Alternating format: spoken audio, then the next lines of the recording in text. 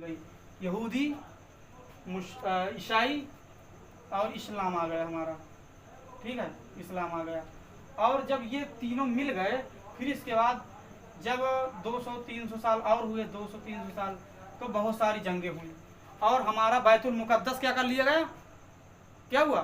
गुलाम हो गया। बैतुल मुकद्दस गुलाम हो गया। किन के गुलाम हो गया? अंग्रेजों के हो गया। ठीक है, अंग्रेजों के जब गुलाम हो गया तो इसके बाद क्या हुआ कि 11वीं शताब्दी में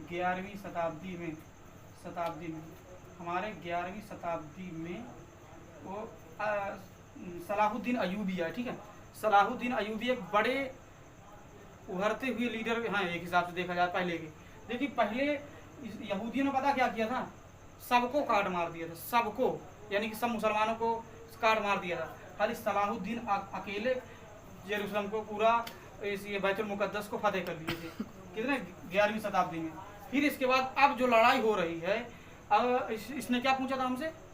इसने इजराइल और फिलिस्तीन के साथ हो या नहीं हो। तो हम फिलिस्तीन के इसलिए साथ हैं क्योंकि देखिए हमारा बैतुल मुकद्दस कहाँ पर है? फिलिस्तीन में है, यानी कि वहीं पर है, फिलिस्तीन में ही है। और यहूदियों का भी एक वाल है, यानी दीवार वहीं पर है, फिलिस्तीन इन्हीं का भी है। तो हमारा कहना यही है कि अगर मिल बांट के रहें, अगर वहाँ पर कोई हमला नहीं होगा तो ठीक। अब देखिए यहूदियों का क्या काम है? यहूदी एक ऐसे दीमक की तरह है, दीमक की तरह जो मुसलमानों को क्या करते हैं? मुसलमान के बच्चों को और रोज हर जुमे की नमाज के बाद मारते हैं, बम मारते हैं।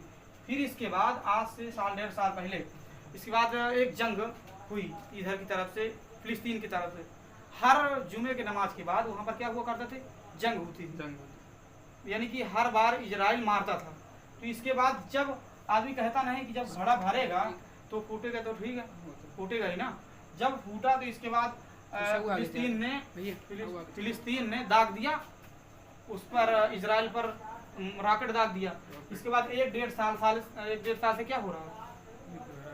ये पूरा जंग चालू है और ये इजराइल ने कई हजार मार डाले वहाँ के मुसलमानों को। तो आप या पूरी ह्यूमैनिटी जितनी भी हो वो किसके साथ होगी? वो फिलिस्तीन के ही साथ होगी। तो इसलिए हम फिलिस्तीन के साथ हैं। आपको समझ में आया कि नहीं? जी सर। ठीक है। अब मस्त